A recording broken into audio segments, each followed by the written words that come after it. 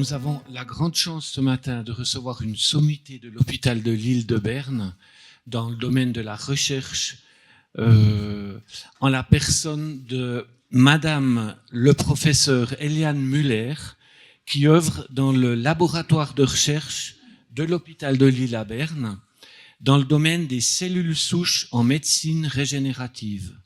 Depuis près de 30 ans, elle s'intéresse notamment au champ des résonances hertziennes et leurs effets sur les cellules des organismes biologiques. Elle nous a expliqué qu'elle avait orienté ses recherches scientifiques sans venir au Noirmont, mais en partant du constat que la fréquentation de la nature lui procurait du bien-être. Alors on se réjouit d'en savoir un peu plus à ce sujet et merci beaucoup d'être là.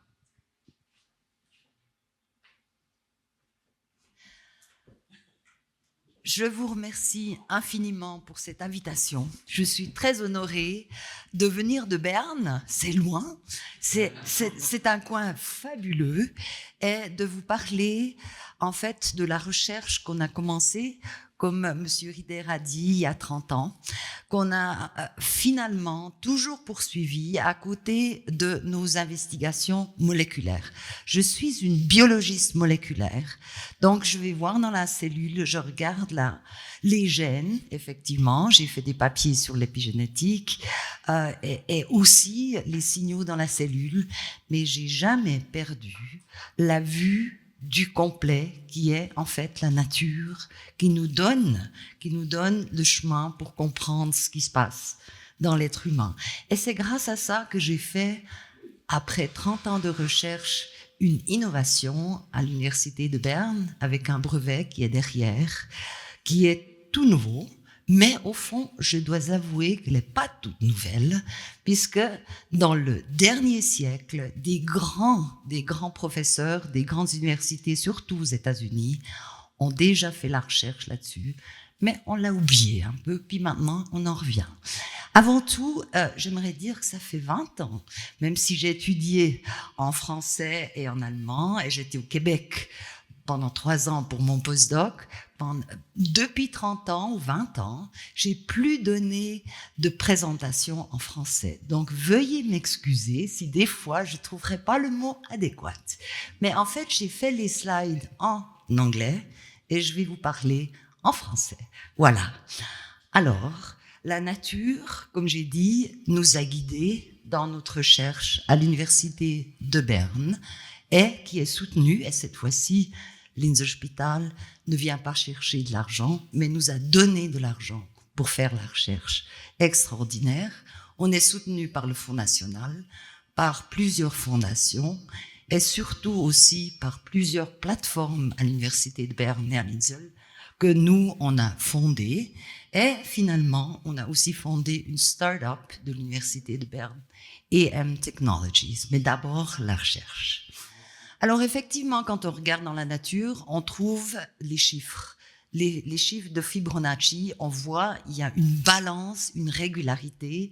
Et en fait, c'était ça le but, de trouver cette balance dans la vie en employant le moléculaire pour comprendre comment s'y faire. Je vais vous prendre sur un petit voyage en physique pour l'introduction. Avant tout, comme vous avez si gentiment introduit, on est dans les cellules souches, on est les spécialistes, on regarde les signaux, on regarde les gènes et on regarde surtout les maladies. Et en regardant les maladies et les signaux, on s'est rendu compte qu'il y a un problème. Effectivement, regardez, là c'est une souris, elle a cette maladie, on regarde un facteur de croissance, le matin, il est en bas, il monte au normal, il redescend, mais le lendemain, il est plus haut que la normale. Alors, comment vous voulez traiter avec des médicaments quelque chose qui bouge sans arrêt? Et vous pouvez même pas le modeler avec un ordinateur, puisque si on regarde les facteurs qui en dépendent, ils ne fonctionnent pas du tout de la même façon. Donc, un va en haut, l'autre en bas, donc exclu. Alors, je me suis dit, il faut trouver une autre façon. Et je me suis pris, comme j'ai dit, au siècle dernier. les biologistes de développement avaient compris une belle chose. Ils ont pris un salamandre, ils ont pris un bout de queue, ils l'ont mis de côté et ils se sont dit, bon, voilà, il va avoir une deuxième queue de côté. Mais non, pas une deuxième queue. Ils étaient tout étonnés à voir qu'en fait, il y avait une patte qui se mettait à la place de la queue qu'ils avaient espérée. Alors ils se sont dit, non, il y a quelque chose qui ne joue pas. Il y a quelque chose qu'on n'a pas compris. Donc, effectivement, il doit y avoir des champs morphogénétiques qui donnent à l'organisme l'information où il se trouve. Et ça, ils ont dit, ils ont mesuré, ils ont dit, ça doit être des signaux bioélectriques. Donc, le dernier siècle. Eh bien, effectivement, ces signaux-là se sont mesurés et aujourd'hui, après ces professeurs qui nous ont précédés, on continue à mesurer ces signaux. Là, il y avait le professeur Burr de Yale. Lui, il avait déjà parlé du blueprint of immortality. Aïe, aïe, aïe. Et Becker, body electric, lui aussi, il était capable de faire pousser même des pattes à un rat en mettant une harmonisation au champ morphogénétique. Et en 2006, j'étais déjà bien en route pour chercher comment je pouvais faire.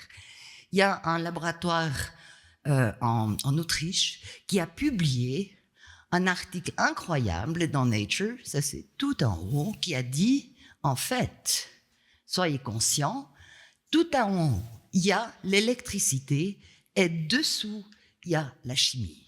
Et il a montré ça d'une façon extraordinaire. Ils ont continué à travailler là-dessus. Je vous donne l'exemple ici. Effectivement, ça c'est la peau. Dans une peau normale, il y a un champ qui est vertical. Et quand il y a une plaie, les ions de chlore vont dans la plaie. Et qu'est-ce qui se passe? Le champ, il est inverti, donc il est horizontal. Et il a montré que si on met le champ de l'intérieur vers l'extérieur, on le tourne, il n'y a plus rien qui se passe. Alors les cellules ont une information, effectivement, de ce champ électrique qui est présent. Alors c'est ça que je me suis dit, il faudrait pouvoir trouver ce champ électrique qui donne une harmonie au corps pour se régénérer soi-même. Qu'est-ce qui régénère le corps? C'est les cellules souches, bien sûr. On l'a entendu de M. Velardi, dans le cerveau, dans le cœur, dans tous les organes. C'est ça qu'on a cherché.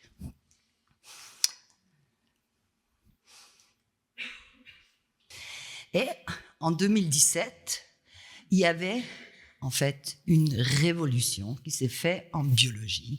Ça, c'est M.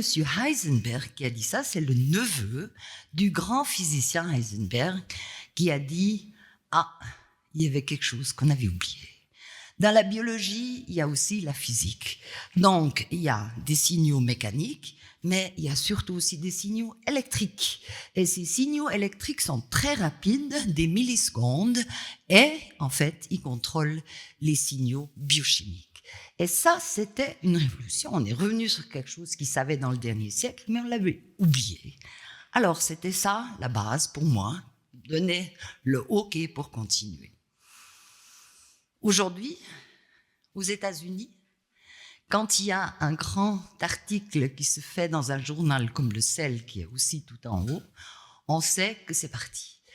Alors Michael Levin, lui, il nous donne ici un résumé des signaux bioélectriques et tout ce qu'ils font. C'est impressionnant.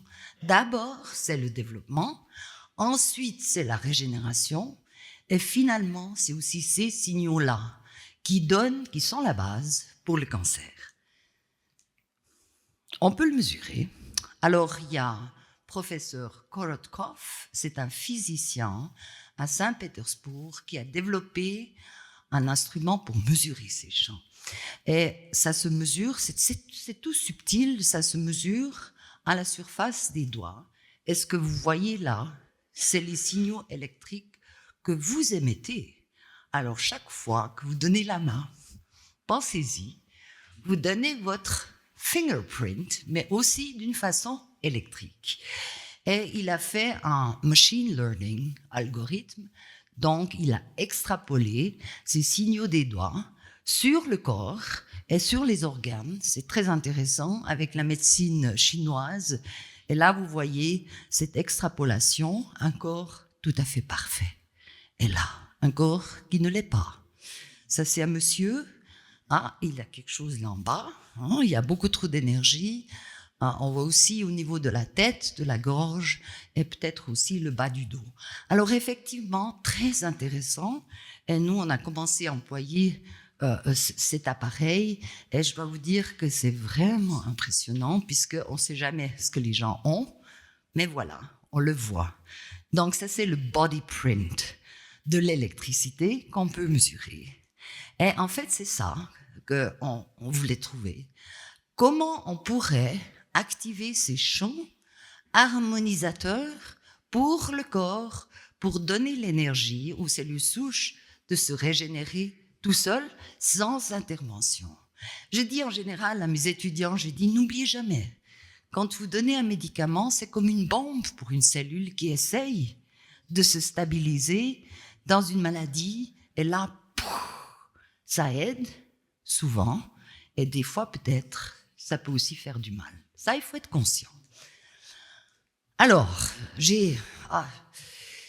chaque fois que j'allais à un congrès, il y a 30 ans, j'allais voir quelqu'un de connu qui était dans ce champ, cette recherche en fait des champs électriques et biomagnétiques. Alors je suis allée voir professeur Cohen, il m'a dit « Oubliez l'électricité, puisque vous n'arrivez pas à rentrer dans le corps, ça c'est impossible. Il faut prendre des champs magnétiques. » Monsieur Cohen, maintenant il est à la retraite, il était au MIT à Boston. Lui, il a inventé le magnétoencéphalogramme. Ça, c'est un instrument qui mesure l'activité du cerveau, mais pas sur la tête, c'est pas un EEG. Là dehors, donc chaque fois que vous réfléchissez, que vous pensez, donc le cortex qui s'active, ça part, hein, ça c'est clair. Alors il m'a dit non, prenez le magnétique. Pourquoi? Alors il m'a rappelé Maxwell Faraday, qui disait, chaque fois qu'il y a un électron qui bouge, donc ça c'est la phase bleue, il y a un champ magnétique qui se crée, qui est vertical. Donc chaque instrument, là aussi, il y a des électrons, donc effectivement, il y a aussi un champ magnétique. Il m'a dit, prenez le champ magnétique puisqu'il traverse le corps. Mais le champ électrique, il ne rentre pas, vous avez une cornée à la surface. Voilà. Ensuite, je suis allée chez professeur Korotkov, qui m'a aussi soutenu dans mon idée que c'était possible de trouver quelque chose. Et chaque fois, je demandais, mais où et comment? Ah, ils ont dit ça, vous devez trouver vous-même. Voilà. Je suis allée à l'université de Berne chez les physiciens, au CERN, à l'université de Zurich, et chaque fois, c'était la même chose. Les physiciens trouvaient que c'était extraordinaire d'avoir cette idée, mais ils ne savaient pas où commencer. Alors, je suis retournée chez nous, avec mon team, et j'ai dit, qu'est-ce qu'on fait? On a un spectre électromagnétique qui est immense. Donc, il y a la lumière visible dans ce spectre-là. Il y a les ondes qui sont ultra courtes qu'on emploie en médecine. Et ensuite, à la gauche, il y a les ondes des ordinateurs, des radios, du téléphone cellulaire, etc. Je me suis dit, où? Alors, on a commencé à chercher. Et là, la recherche, on s'est souvenu, on a dit, ce champ, on peut le trouver en employant ce qu'on sait. Je ne voulais pas aller dans quelque chose que je ne connaissais pas, alors j'ai dit, prenons les cellules souches et on va les tester. On va les tester dans ce champ-là et puis on va voir ce qu'ils disent. Et voilà. On a dit, on veut une intervention non invasive. Voilà, merci. Et on fait l'application de ces ondes magnétiques. Voilà, nos cellules souches, elles sont fabuleuses. C'est des cellules primaires, donc il n'y a aucun changement. C'est des cellules de la peau. Et on a appliqué tout ce qu'on savait, donc la médecine de précision, pour investiguer la réponse de ces cellules sur les ondes magnétiques. Et qu'est-ce qu'on a trouvé? C'était très impressionnant. Un matin, mon doctorant me dit, mais viens voir. Nous, on fait ça toujours d'une façon blindée, donc on ne sait pas ce qui est quoi. Je regarde ces cellules, je dis, mon Dieu, c'est extraordinaire. Le contrôle, pratiquement pas de cellules qui avaient poussé, et là, il y avait un flacon plein de cellules et rayonnantes, effectivement. Donc, avec le microscope, on le voit puisqu'il y a la lumière autour. Donc, ça veut dire que la cellule est pleine de protéines, etc. J'ai dit, waouh, là, on a trouvé quelque chose. Et qu'est-ce qu'on a trouvé? La fréquence de la Terre, 7,83 Hertz. Et on a ajouté une deuxième fréquence, en fait, qui est rien d'autre qu'une octave de cette fréquence de la Terre, et est également, en fait, un ton de musique. Alors, vous voyez, ce ton de musique est une octave de la fréquence de la Terre, et c'est le son A, tout simplement, qu'on emploie en baroque et dans la musique classique, mais plus dans la musique moderne. 432 Hertz. Alors voilà, c'est comme ça que ça a l'air. Donc, on a d'abord comme on appelle un driver, donc ça c'est la fréquence principale qui est modulée par la fréquence de la Terre. Et qu'est-ce que c'est cette fréquence de la Terre, qui d'ailleurs a été brevetée? C'est la résonance de Schumann. Professeur Schumann, aussi dans le dernier siècle, vous voyez, moi je suis allée loin en arrière en histoire. Professeur Schumann, dans les années 1950, a dit, mais effectivement, donc, on a une ionosphère qui est chargée positivement. La surface de la Terre est chargée négativement, donc il doit y avoir un champ électrique depuis le sol jusqu'au ciel. Mais s'il y a ça, d'ailleurs on sait, il y a des éclairs. Pourquoi? Puisqu'effectivement, il y a ce champ électrique qui est en place, donc des éclairs. Alors il disait, s'il y a des éclairs, il y a un flux d'électrons, et qu'est-ce qu'il y a? On l'a pris, Maxwell, Faraday, donc il doit avoir un champ magnétique. Et c'est ça qu'il a postulé. Il a dit, autour de la Terre, c'est ces cercles-là, il doit avoir un champ magnétique. Il a émis la formule, il a d'abord calculé, ensuite il a mesuré. Et aujourd'hui, dans des grands centres, et là en l'occurrence en Russie, on mesure ces fréquences, ne me demandez pas pourquoi, sans arrêt. Alors ces fréquences sont mesurées dans le temps.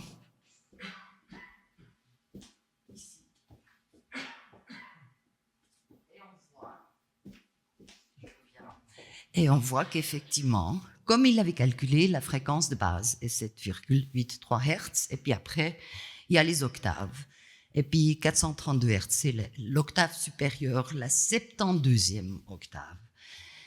Et on voit aussi une autre chose. On voit que pendant la journée, puisque là il y a le temps, pendant la journée, quand le soleil est dehors, cette fréquence a plus d'intensité et pendant la nuit, elle est moins haute. Alors, elle donne à notre corps, ce qui est impressionnant, déjà la cloche, le temps pour savoir quand est-ce que c'est nuit et quand est-ce que c'est jour. Et puis ce rythme, on appelle ça le rythme circadien. Ce rythme circadien, il est la base du fonctionnement complet de notre corps. Si on n'a pas ça, d'ailleurs, la NASA avait fait des expériences et la NASA a trouvé que c'était absolument essentiel. Et là, il y a une autre chose que professeur Schumann avait réalisée avec son doctorant Küng. Il a dit, ouais, mais alors il y a cette onde électromagnétique autour de la Terre. Nous, on est sur la Terre, vous, moi, et puis donc, on sent cette onde électromagnétique qui est autour de la Terre. Et lui, il a dit, mais ça doit nous faire du bien peut-être. Et effectivement, aujourd'hui, on sait en recherche, ça émet dans notre cerveau une onde qu'on peut mesurer en électroencéphalogramme qui est l'onde alpha. Donc la Terre nous donne premièrement une onde magnétique. Quand on est dehors et on l'aperçoit, ça met notre cerveau dans un état, on le sait, de zen. Il y a alpha, bêta, theta, Il y a aussi les ondes quand on est énervé, effectivement. Mais quand on mesure alpha, on sait que la personne, elle est tout à fait dans le calme. Alors c'est ça qu'on reçoit, mais maintenant, mes physiciens m'ont pris dans la ville, à Berne. Ils ont dit, viens avec moi maintenant. Viens, on va mesurer la résonance de Schumann. Vous savez qu'on ne peut pas la mesurer. Il y a beaucoup trop d'autres ondes. Il y a le béton, il y a le fer. On ne peut pas la mesurer. Il faut sortir dans la nature. Et même là, il y a beaucoup d'interférences. Il faudrait monter sur la montagne. C'est là qu'elle est le plus pure. Mais nous, on a trouvé que si on la donne, mais d'une façon complètement pure, à l'être humain, sans interruption, sans d'autres signaux, c'est là que notre cerveau, effectivement, va dans les alpha waves, dans les ondes alpha, et on vient tout à fait calme. Alors, Schumann, il avait déjà fait la recherche là-dessus, dans le dernier siècle, et aussi Jerry Neil, il avait trouvé que c'était absolument essentiel, ces ondes alpha, pour qu'on soit bien et qu'on soit en bonne santé. Et donc, j'avais parlé de la NASA. Ils avaient donné de l'argent à un professeur au Max Planck, Weber, qui avait fait la recherche là-dessus. Et il a trouvé effectivement que les gens qui n'avaient pas cette fréquence de Schumann, cette résonance de Schumann, perdaient complètement le nord, en fait. Plus le sentiment, quand c'est jour, quand c'est nuit, quand il faut dormir, il venait malade, mal à la tête. Incroyable. Comme les astronautes. C'est ça que la NASA voulait savoir. Ils disaient dans les années 50, 60, quand ça a commencé, mais ils sont pas bien. Puis quand ils revenaient, moi je me souviens, quand j'étais jeune, il fallait les porter dehors, en fait, de la capsule. Puis aujourd'hui, cette résonance de Schumann, elle est simulée dans les capsules et même aussi dans les, comment on dit, les habits, les combinaisons, effectivement, des astronautes. En 1994, Soyuz, là, c'est la première fois qu'ils ont employé ça. Et il y avait Polyakov, c'était l'astronaute russe qui est sorti de la capsule après une année. Comme ça. Alors, maintenant, l'innovation. Alors, regardez un peu avec moi, même si vous ne connaissez pas les cellules souches. J'aimerais vous donner la possibilité de comprendre ce que nous, on a pu voir. Alors, à gauche, c'est des cellules qui n'étaient pas dans cette exposition. Donc, on voit qu'il y a énormément de trous entre les cellules, alors qu'à droite, les cellules qui étaient dans l'exposition sont complètement confluentes, on appelle ça. Donc, il y a beaucoup plus de cellules et on a mesuré semaine après semaine après semaine. Puis je me suis dit, mais peut-être ces cellules poussent beaucoup mieux, mais après une semaine, elles disent, je ne peux plus. Alors, on a suivi 1 mois et demi. Regardez, le graphe bleu, c'est les cellules qui sont dans cette exposition et l'orange, les cellules qui ne le sont pas. Et puis après 1 mois et demi, on avait 10 fois plus de cellules qui avaient poussé dans ces champs-là. Alors, extraordinaire. Mais on a fait après toutes les analyses de transcription. Et là, on a trouvé des résultats qui sont noirs et blancs, ou verts et rouges. Alors, effectivement, rouge, c'est 2 fois plus, vert, c'est 2 fois moins. Alors, les cellules qui étaient dans le champ, on voit, il y a beaucoup moins d'inflammation, il y a beaucoup moins de stress cellulaire, mais il y a beaucoup plus de métabolisme, donc sont très actives, j'avais dit avant, pleines de protéines, et puis elles se divisent incroyablement bien, mais pas seulement ça, beaucoup plus. Alors voilà, tous les circuits de cicatrisation activés. Et maintenant, on vient à l'épigénétique activée également. Après, ce qui nous avait vraiment étonné, c'est que ces cellules ne vieillissaient plus, alors que les autres, après 1 mois et demi, avaient vieilli passablement. En plus, tous les circuits de cancer réduits également. Et on a aussi regardé quand les cellules différencient, donc il faut arrêter de pousser. Ça, il y a beaucoup d'investisseurs qui me demandaient, ils disaient, mais ces cellules, elles s'arrêtent une fois de pousser? Puis là, on a regardé. Quand elles doivent se diviser, elles se divisent beaucoup plus rapidement, mais quand elles doivent se différencier, s'arrêter, ça s'arrête et il n'y a plus de différence génétique, en fait, entre ces cellules-là. Fantastique. Ensuite, ça c'était autre chose, on a regardé le mètre de régulation. Alors, le mètre de régulation, c'est pas étonnant, c'est des protéines, c'est une famille de protéines qui sont chargées avec un atome de zinc, qui vont dans le noyau et qui guident comme une grande famille, et ça c'est un très bon signe, puisque c'est toute une famille qui guide en fait ce changement de transcription en réponse à ce champ magnétique. Ensuite, on a dit, bon, alors ça c'est maintenant la transcription. La transcription, donc l'expression des gènes, maintenant on veut regarder en réalité. Alors on a mesuré la fin des chromosomes, qui est une indication de notre âge. Donc on sait est-ce qu'on est âgé ou pas. Plus on vient âgé, moins les longueurs des chromosomes persistent. Alors on a mesuré ça, puis vous voyez, effectivement, là, sur votre gauche, les cellules qui n'étaient pas dans le champ, la longueur des télomères, en fait, ça s'appelle les bouts de chromosomes, les longueurs avaient diminué de la moitié, donc étaient devenues beaucoup plus courtes, alors que les cellules qui étaient dans le champ, il n'y avait pas de différence significative. Alors, incroyable.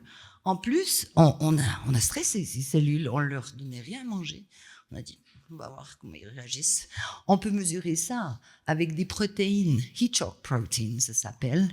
Et là aussi, on voit qu'il y a beaucoup moins de stress dans ces cellules-là. On peut les stresser alors. Et puis, ces cellules-là sont zen. Alors ça, c'était fabuleux à voir. Puis qu'est-ce qu'on a fait avec ça? On a fait avec ça aussi un instrument pour faire du bien, pas seulement aux cellules souches, mais pour les êtres humains en général. Moi, j'ai fait la recherche, et maintenant je reviens à la présentation fabuleuse de Monsieur Velardi. J'ai fait la recherche de cerveau avec des neurologues très connus au Japon.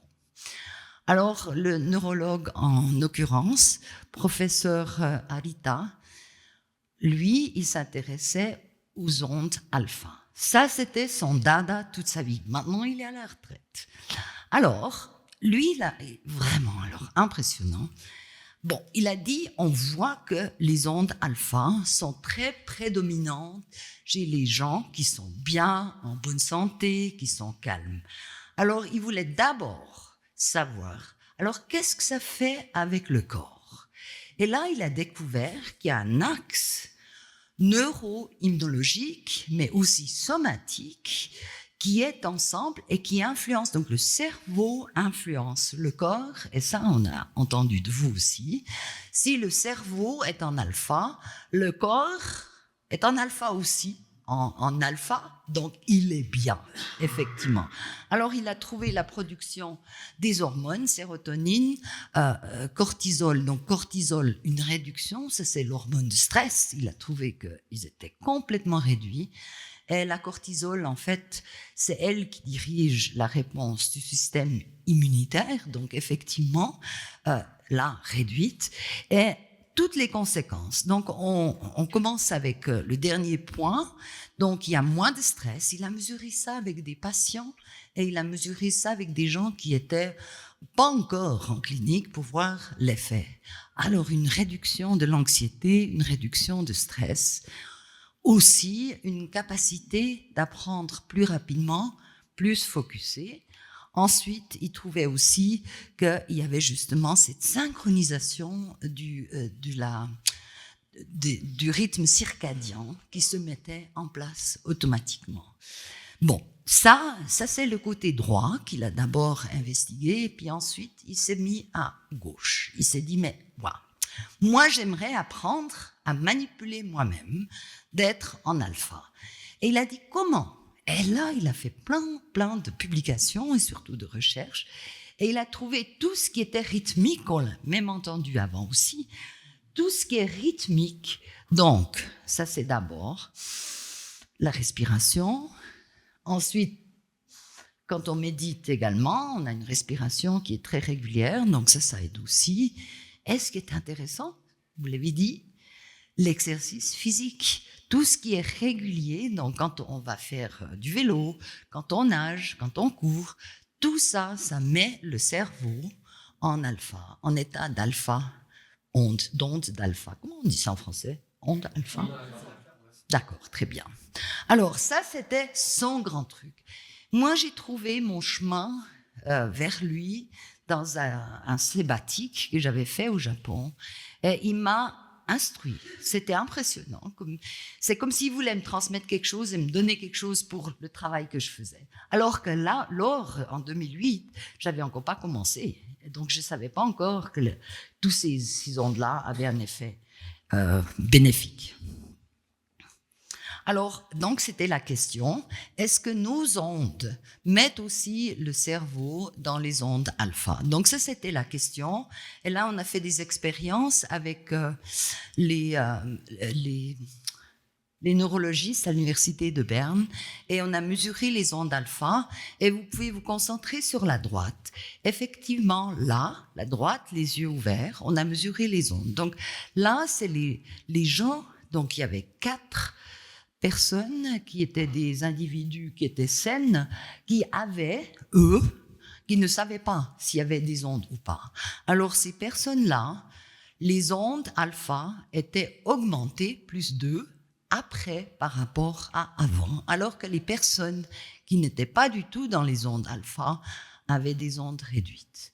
Alors c'était clair, il y a un effet de notre champ qui est immédiate, et c'est ça qui est fantastique, qui va très vite, puisque ces gens-là, ils étaient juste 15 minutes dans ce champ-là homogène.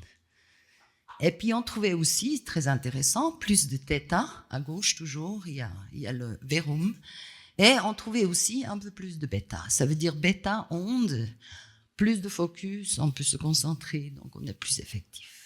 Ça, c'est tous des avantages de ces ondes-là qui sont, encore une fois, homogènes. Donc, on ne le trouve pas aussi homogène en nature. C'est fabuleux, puisqu'on peut se mettre dedans. Et même moi, je méditais, et je médite beaucoup. Mais quand je me mets dans la chaise, aujourd'hui, on a la chaise, je vais vous la montrer. Effectivement, clac, on le sent tout de suite. On est dans un état différent. Alors, on était resté donc à nos mesures qu'on a fait avec la personne, l'individu en entier, puisqu'on voulait effectivement voir comment on réagit quand on est assis dans ce champ homogène. Et on a émis le concept de faire des études dans le champ avec des individus qui sont tout à fait saines, normales, mais peut-être un peu stressés, et aussi avec les cliniques, où on va voir s'il y a un effet, effectivement, pour M. Velardi, avant de traiter ses patients, de les mettre dans ce champ homogène, ou alors aussi si les patients se remettent plus rapidement. Effectivement, donc, le monsieur directeur est parti trop vite, puisque j'allais lui dire on peut réduire les coûts si un patient guérit plus rapidement, peut partir plus rapidement, et effectivement, on peut avoir plus de patients, c'est clair, hein? Donc, effectivement, pour la clinique, c'est un gagnant, mais pour le patient même, effectivement, il y a moins de coûts qui se font. Résumé, donc, on a une réduction de stress qu'on a observée, puisque le cerveau, il va dans les ondes alpha. Mais pas seulement, on a beaucoup d'autres effets. On a des effets sur le corps en général, et peut-être aussi, on rajeunit quand on se met dans ce champ-là. Je n'ai pas fini, puisque c'est là qu'on a commencé à se dire, bon, maintenant, il faudrait fonder une compagnie. Donc, on a fondé la EM Technologies, qui est Electromagnetic Technologies, ou Eliane Muller, ça va aussi. Donc, les deux, qui est une start-up de l'université. Et voilà la chaise qu'on a conçue. Une chaise, vous vous mettez dedans, effectivement, il y a des grandes poulies autour qui font le chant, qui est un chant harmonieux. On n'entend rien. Si on sent un bien-être incroyable. On se met dedans, quart d'heure, 2 fois par semaine. C'est suffisant. Voilà l'adresse de notre compagnie. Et donc, il y a effectivement des avantages incroyable de cette chaise et on est en train de continuer la recherche pour montrer justement les hormones, la réduction de tous ces marqueurs qui sont des readouts pour le stress. Alors on est en train de continuer à faire la recherche en attendant de déjà commencer à vendre en fait la chaise. Alors là, le directeur il est parti, il faudrait que je lui dise. Alors une semaine en arrière, j'ai appris qu'un actionnaire de EN Technology, il était impliqué dans la restauration en fait de la clinique de Le Noirmont il y a bien des années, puisque lui il était dans la branche des montres. C'était Monsieur Swatch. Alors il a aidé à remettre en fait, il me disait, cette clinique sur pied. Ça c'est une chose. Deuxième chose, on a un fan de notre technologie qui est son Excellence le Prince de Liechtenstein. C'est une famille extraordinaire qui s'intéresse pour les choses antécédentes, donc les vieilles choses. Et lui, il est déjà venu chez nous au laboratoire, ils ont inspecté la chaise, il s'est mis dedans, etc. Et il m'a dit récemment, quand je l'ai rencontré, il m'a dit, depuis que j'étais chez vous, je me rends compte que ça commence à pousser partout comme des champignons. Il y a tout le monde qui commence à employer les ondes électromagnétiques et j'ai l'impression que l'année 2024 est l'année du renouvellement, en fait, de l'application de ces techniques-là qu'on connaissait dans le dernier siècle. Voilà. Alors donc, très rapidement, en 15 minutes, on peut le mesurer, on l'a mesuré. Le cerveau se met en état de relaxation. Donc, on a le brevet qui a été accordé en Europe, au Canada, les États-Unis, Chine et Japon. C'est dans les phases nationales. Tout est basé sur la recherche. On veut le savoir. On est des chercheurs. Effectivement, très peu de risques puisque c'est une fréquence de la Terre. Je dis toujours, si vous ne supportez pas la fréquence de la Terre, vous n'êtes pas capable de vivre ici alors. Voilà, on a pris quelque chose de naturel. Et dernièrement, comme je viens de dire, donc il y a beaucoup moins de coûts pour un patient, mais il y a plus de gains pour une clinique. Conclusion, ça a l'air que le temps est propice et juste pour se souvenir de ce que nos professeurs, nos collègues ont fait dans le siècle passé. Maintenant, il faut expandre le concept, il faut continuer à faire la recherche, à comprendre ce qui se passe exactement. Mais c'est très facile à comprendre puisque toutes les molécules sont chargées, ont des charges. Donc effectivement, c'est pas étonnant que ces molécules-là peuvent bouger dans un champ électromagnétique. Et dernièrement, c'est très important pour nous de toujours rester basé sur la recherche pour avoir le témoignage des cellules de la nature sur nos ondes. Et voilà, on a différentes couleurs dans la chaise. Là, c'est Roger Eschbacher, c'est le jeune homme qui a surtout conçu la chaise, d'ailleurs dans un atelier à Bienne. Et maintenant, avant de dire merci à toute l'équipe, mais peut-être je dis d'abord merci à l'équipe. Est-ce qu'en attendant la technique, je peux vous poser une question? Oui, absolument. Entre le passage de la boîte de pétri et les cellules souches sur lesquelles on applique les ondes et l'imprégnation ou le fait de mettre un être humain dans la machine, dans la chaise, en exposition, comment on peut mesurer l'impact sur les cellules? Parce que là, du coup, il y en a énormément. Bon, il y a plusieurs approches qu'on a. On n'a encore pas tout fait. Donc, absolument, on est toujours en train de faire la recherche, comme je viens de dire. Il y a une première chose qui est importante pour moi. Donc, premièrement, on veut mesurer si l'âge des cellules avance moins rapidement quand la personne est toujours dans ses champs. Ça, c'est très facile à faire. On prend un tout petit peu de muqueuse et on fait exactement les mêmes tests qu'on a fait sur, d'ailleurs, les cellules souches aussi. Hein. Dans la pétrie, c'est des cellules souches qu'on a fait sur les cellules souches dans les pétries. Alors, on va voir. Ils ont fait ça aussi, d'ailleurs, avec Polyakov. Ils ont pris des cellules avant et après, quand il a été une année dans ce champ, dans cette résonance de Schumann, homogène, propre, sans d'autres interventions ou d'autres ondes. Et puis, ils ont aussi trouvé qu'il avait, en fait, il avait vieilli moins rapidement. Ça, c'est une chose. D'autre part, il y a, comme on a vu sur la droite, grâce au professeur Arita, on a des readouts et beaucoup d'autres gens, des readouts dans la réduction de stress. Qu'est-ce qui se passe? Alors là, on va déjà voir. Mais, dernière chose, et ça c'est la stratégie qu'on a de business dans EM Technologies, d'abord on fait le stress de la population générale, puisque ça c'est devenu un problème. Effectivement, les gens sont très stressés. D'après Gesundheitsförderung Schweiz, il y a à peu près un tiers de la population de travail, des travailleurs, qui sont hyper stressés, donc qui sont juste avant d'avoir un burn-out. Donc, on va travailler sur les populations avec la Poste, la Migros, on les a tous contactés. Effectivement, ils veulent tous commencer au plus rapidement. Donc, la population normale, réduction de stress, et puis ensuite, on va dans la clinique. Et puis, moi, je suis liée avec la clinique de dermatologie, donc on va faire le wound healing et tout ça, on va voir si ça va plus rapidement. Et le professeur Rabé, qui nous a soutenu le plus, je dois dire, pour obtenir des fonds, etc. Lui, il aimerait bien voir ce que ça fait post-opérativement, si la guérison se fait plus rapidement. Donc, il y a beaucoup de choses qui viennent encore. On n'en a pas fini. Voilà.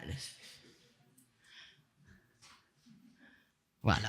Je voulais avant tout dire merci, puisque une chose pareille, on ne le fait jamais seul. Oui, j'ai commencé seul, et ensuite mon team m'a suivi. Et là, on a en haut, on a le team qui est toujours dans les laboratoires. D'ailleurs, vous êtes le bienvenu de venir tester cette chaise chez nous, à l'université de Berne, Murtenstrasse 40. Les laboratoires sont là. Tout le monde est bienvenu. Effectivement, j'aimerais surtout mentionner Roger Eschbacher, ce jeune homme qui a fait surtout la chaise. Ensuite, Tom, qui est notre électricien. Ensuite, il y a le team des chercheurs à droite. C'est des gens qui sont vraiment très dédiés à comprendre l'effet de ces ondes-là sur les cellules souches. Et ensuite, à droite, il y a tous les gens qui nous ont soutenus de l'université de Linzel. C'est extraordinaire, mais aussi justement de la finance. Je trouve ça vraiment grandiose, c'est qu'ils soutiennent un projet qui est innovateur. Et on a aussi le Fonds national et on a des fondations. Ça, c'était pour dire merci. Et maintenant, peut-être on fait vite. J'ai le temps, oui, j'ai le temps. On fait rapidement. C'est Roger Eschbacher qui a fait la petite vidéo. C'est moi qui parle. My laboratory at the University of Bern, Department for Biomedical Research, is working on stem cells since many years. Every day, we are amazed by the extraordinary ability of these cells to regenerate tissues. This is why I have been walking the planet, visiting many physicists, in order to find a solution to activate these cells from outside in a non-invasive manner. We choose to use bioelectricity and identified a combination of naturally occurring frequencies, which, as we found out, do not only activate stem cell proliferation, but do also reduce stress and extend longevity. This approach has been patented by the University of Bern and will be licensed to EM Technologies. We are a team of enthusiastic cell biologists, physicists, engineers, technicians, and medical doctors. Together, we are right now producing the first prototype in form of a chair and a medical bed to fast-track this stem cell activating and stress-reducing solution to the market and perform clinical trials.